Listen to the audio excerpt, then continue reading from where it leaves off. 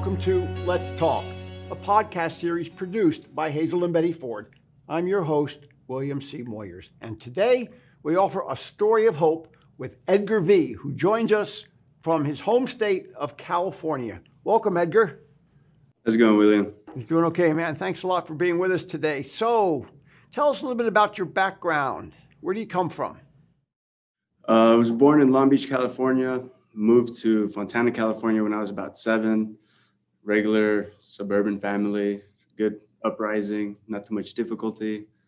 Pretty much a happy childhood.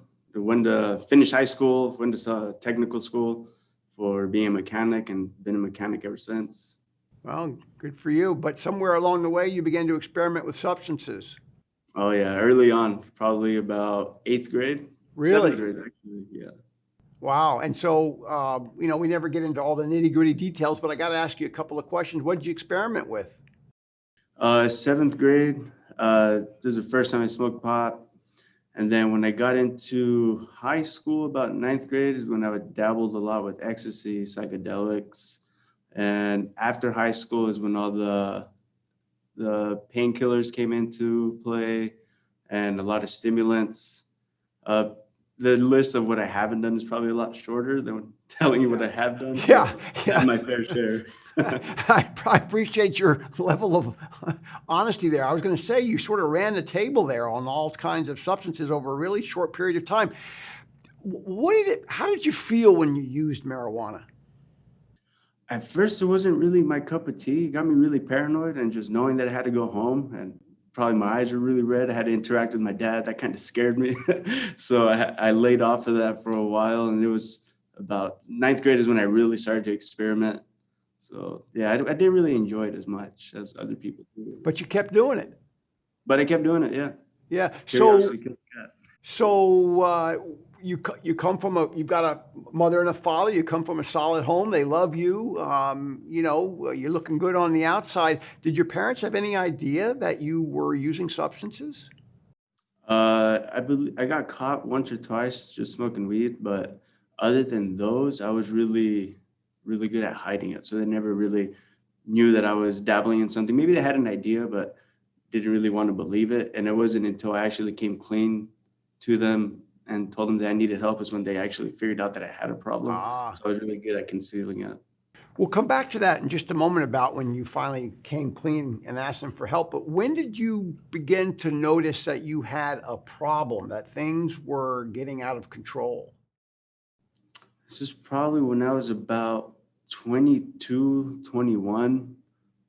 Yeah, so early on, I wasn't one of the people that would not accept the fact that I had a problem. I was always able to accept that and realize that I had a problem. So that wasn't really that difficult for me to do. Mm-hmm. Then it happened, though. You knew you had a problem and you had to ask for help. Was there a specific incident or moment that caused you to say, hey, I got a problem and need help? I would say when I started to realize it when the first thing I would think about when I'd wake up in the morning is how am I going to get my fix? And I would not be able to do anything before I had my fix. So I had to get that first before I was able to function as a normal human being. So that's when I started noticing that, like, I think I might have a problem here. Yeah. Tell us about the day, if you can recall it, about the day that you actually reached out to your parents and said, help me.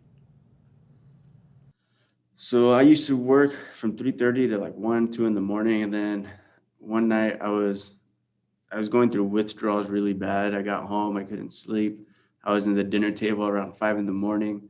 And then that's when my dad walked down the stairs for him to go to work. And I was just an emotional wreck at the time. And I was kind of debating whether I should tell my father or not about my situation and ask him for help. But I worked up the courage to actually tell him, and I sat him down, like, you got a couple minutes where I could talk to you. And I just let him have it. I just told him the situation I was in, the problem I was in, the reason why I never had money. And I told him I actually wanted to get out of this road and needed help. And he offered a lending hand and just been trying to help since. Wow. And you're Hispanic. You come from a Hispanic background. I mean, was it easy to ask for help at the end, or was that hard to do? it was hard to do, knowing just probably because I knew there was going to be some sort of disappointment, Oh, but yeah. I kind of waited out. I'm like, well, I could just let them be oblivious to it and head down more, head down that hole more, or I could just deal with the disappointment that I'm gonna give them, but turn that into a good thing and hopefully see my way out of this and make something good out of it. Well, yeah, well, this is a story of hope, and we'll come to that part in just a moment. Edgar, let me ask you though, so when you asked for help, what kind of help did you think you needed? I mean, did you see yourself as being somebody who was a full-blown alcoholic or an addict, or did you just think you needed help getting off a substance or learning how to use differently? Um, I would have seen myself as an addict at that moment already because I was starting to actually do a lot of shady things to get my fix. And that's the only thing I really cared about at that time in my life. And when it came to knowing what kind of help I needed, I didn't really know how to follow through with getting help, like, or the opportunities that were out there to get help. So I was really oblivious to that world, to be totally honest with you. So if we just started doing some research and see the kind of help we could get out there. But I really didn't know what kind of help I needed. But I did know I wanted to get off. You wanted to get off, and that help ended up being treatment, right? Right. So tell us about your treatment experience. So the time when I originally asked my dad for help, I had tried getting clean twice before. I got it on the second try. The first try, we had went to Kaiser to a addiction counselor, and right there, basically, they just handed me Suboxone and sent me on my way and gave me like a list of NA meetings that I could go to. But me being the addict, I never really looked into it, never put that effort in because I didn't really have a foundation. I just had a bottle of pills to help me get clean. And I did the pills, the Suboxone, for about 6 months until I just started trading it for my DOC. And then after that, when I tried to get clean again, one of my aunts helped me. I was asking her for some financial help, and she said, I'll help you if you go through a treatment Oh, program. wow. Yeah. So, and then at that time, I was in rock bottom again, and I wanted to get that help. And she was the one that helped me get that push to actually follow through with it and put me, and within a week, she had me here at Betty Ford from asking. So it was really fast. At the beginning, I was kind of scared to go, but I was like, no, we got to do this. I need to make this change so it won't get worse. And that's how I ended up at Betty Ford. So you ended up at the Betty Ford Center. Did you know anything about treatment? Did you know anything about the Betty Ford Center, or did you just think that you could get better with that medication called Suboxone?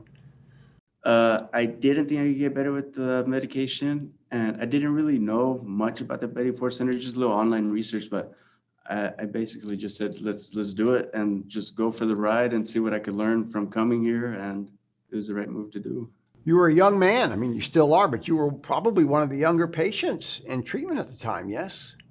I believe so. Yeah, maybe one or two people that were younger than me, but yeah, I was one of the younger ones. Is it hard? Is it hard being young or younger and starting that road of recovery?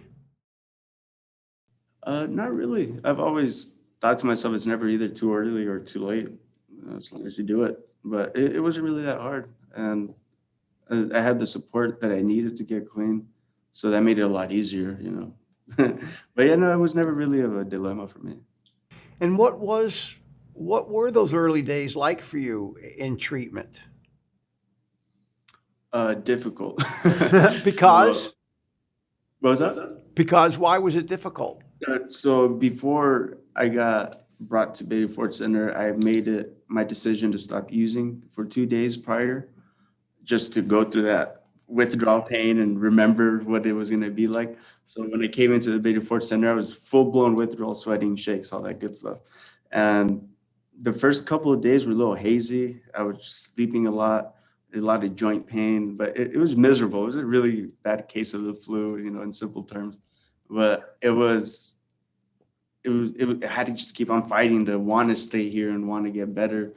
And looking back to where I was before that helped me have that ambition and motivation to want to get clean. But it was a rough couple The first week was pretty rough.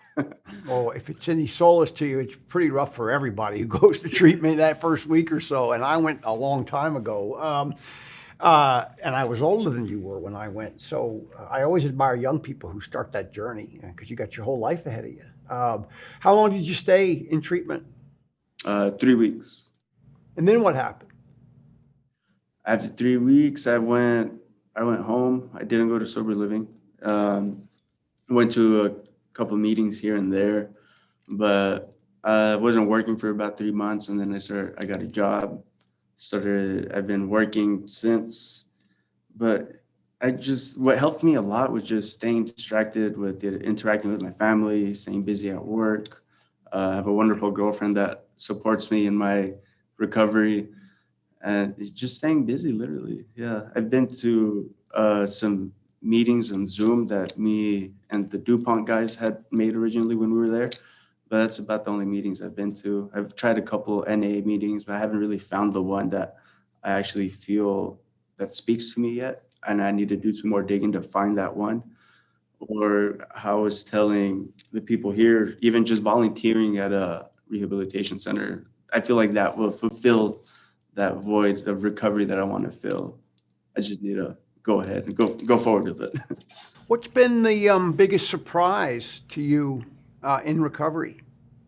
There hasn't been too many surprises. Well, actually, the biggest surprise is that I would take it this well. Like that I would accept the fact that I was in a want to change and make that change. Yeah, that was the biggest surprise for me, accepting the fact that I wanted to change. A couple of years ago, I would never thought I would have that mindset. And with all the help we had at the Betty Ford facility, that kind of helped me unwrap that mindset. And yeah, that's probably my biggest. So what's been the biggest change? I mean, obviously one big change is you stopped using, but as it relates to you and your character, you and your perspective, you and your beliefs, what's changed, Edgar? A lot more responsible, that's for one. But I feel a lot lighter in my character. I'm not as angry as much. I don't have so much anxiety. I could affiliate and communicate with people a lot better. I have a better relationship with my family.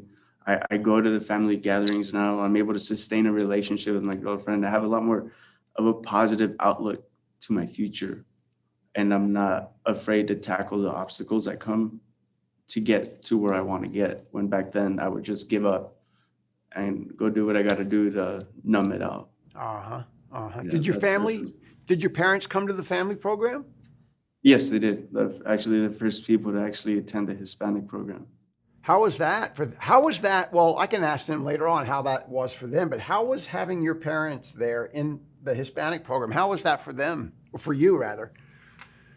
For me, it was actually surprising that my parents were willing to get informed and find the best way to help me in my recovery. And I highly appreciate that about them. And I do see that after they went through the program, they're a lot more understanding about the situation that I was in and a lot more informed. So yeah, they're more understanding to my situation and a lot more helpful than before they went to that program. So what's life like for you today? I mean, you've shared a little bit about that, but is it hard being a young person, a young man in recovery when so many young people are still experimenting or using? I mean, what's that like for you? Not too difficult. I think the best move that I did was change of scenery. I left the toxic job. I left the toxic people, and I focused my time more on work and my family and my relationship.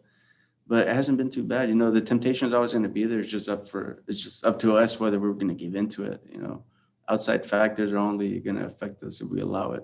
So for me, it's been, now that I'm sober and clear-headed, it's been a lot easier to move those toxic people out of my life or put myself in those bad situations. Right. And you're on a journey. I mean, nothing's ever going to be perfect, and you'll continue to learn and see life as it unfolds. We're about out of time, Edgar, but as we emphasized at the beginning, and as your story has clearly emphasized, this is a story of hope. And we know from doing these podcasts that a lot of people who tune in when they find them online are tuning in because they're hurting or they're hopeless or they've got a loved one who's hurting or hopeless. So Edgar, just hearing your story is certainly one that can inspire hope for others to get help. But what is your message to the people that are looking at you? We'll be looking at you right now and you looking at them through the lens of the camera. What is your message to young women and young men who are struggling with substances? Never give up. If you fall down, you get back up and you keep on trying. And after recovery, life is a lot better, regardless of the situation that you're in. There's always going to be hope, and there's always going to be the help. There's always going to be help out there, and it's up for you to take that step. And taking that step is not impossible as long as you want it. You just got to want it, and you'll get it. Well, we're glad that you wanted it, and we're glad that you took that step. Edgar V., thank you for being with us today and for having the strength to stand up and speak out and to share your story of strength and hope with our audience today. Edgar, thanks for being with us. Thank you for having me. And thanks to our audience for joining with us again today. Remember, addiction is an illness that does not discriminate. It affects people of all cultures and languages and communities, but treatment does work and recovery is possible, as Edgar has just emphasized.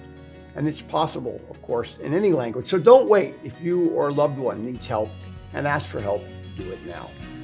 I'm your host, William C. Moyers. I hope you'll join us again for another edition of Let's Talk. See you soon.